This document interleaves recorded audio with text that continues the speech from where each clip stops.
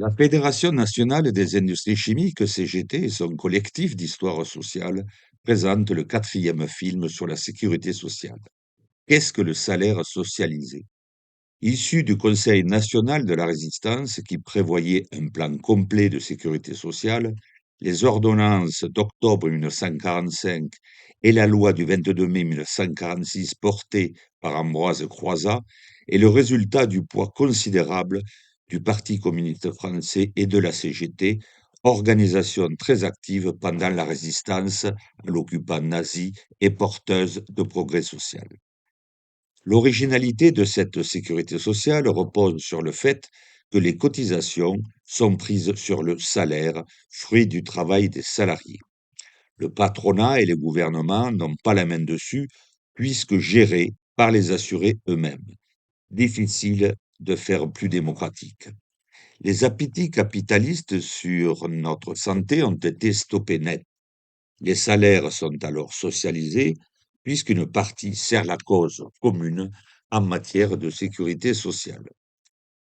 Le salaire comporte donc deux parties, et toute baisse de l'une ou de l'autre affecte le salaire des travailleurs. Le salaire est donc la somme de la formation initiale, les diplômes, de la qualification et de l'expérience professionnelle. C'est un tarif social et économique plutôt qu'un prix économique. Il est basé en 1945-1946 sur des règles et non versé à la tête du client.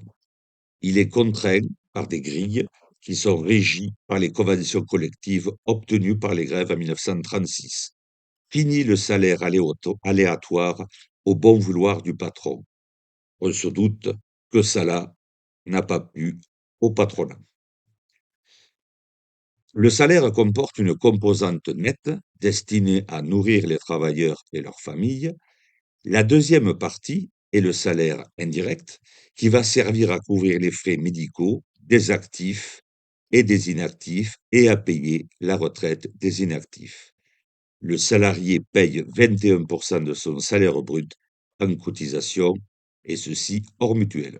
Le net salarié peut être augmenté, mais de façon irrégulière, par des rémunérations annexes qui ne sont pas soumises à cotisation. Seul le salaire net est fixe et doit permettre un pouvoir de vivre.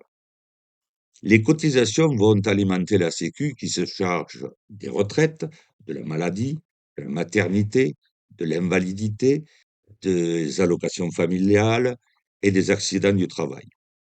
D'autres cotisations en dehors de la Sécu vont permettre d'avoir une mutuelle de plus en plus chère et une retraite dite complémentaire. D'autres pans de la protection sociale sont financés essentiellement par les impôts ou des cotisations à charge des employeurs, comme l'allocation chômage, l'aide au logement, la prévoyance, la formation professionnelle, le RSA, l'apprentissage.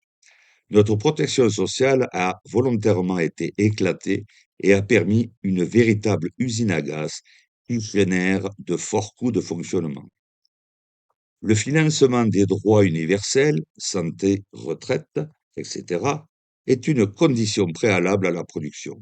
C'est une avance sur la production future et non des impôts déguisés. Le salaire socialisé passe directement du cotisant à celui ou celle qui en a besoin et échappe ainsi à la logique du profit. Cela donne un pouvoir aux travailleurs, ce que conteste le patronat. La cotisation sociale crée des emplois directement en dehors de la logique capitaliste. Elle a créé historiquement des millions d'emplois. Elle a assuré des revenus stables et soutient l'économie. Elle finance les emplois socialement nécessaires et non rentables.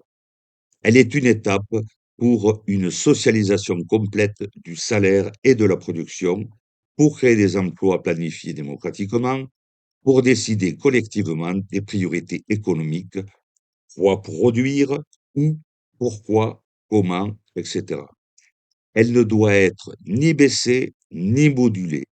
C'est une véritable arme contre le capital. Un système complexe, éclaté et soumis aux attaques du patronat qui veut bien une protection sociale privée, mais qui serait sous son contrôle et que cela lui permette de faire du profit payé par les intéressés ou pas. Tant pis s'ils n'ont pas les moyens. Ils n'auront ni remboursement maladie, ni retraite ou si peu, ni aide à la famille et au logement. Bref, ils nous promettent un retour au 19e siècle ou au système américain. Pour la FNIC-CGT, il est hors de question d'aller vers ce scénario, mais cela suppose une prise de conscience des travailleurs et leur action massive avec la CGT. Tout ce que le monde du travail a conquis l'a été par la lutte et des grèves massives. Le monde du travail, actif et retraité, n'a pas d'autre choix. C'est la seule arme que nous ayons.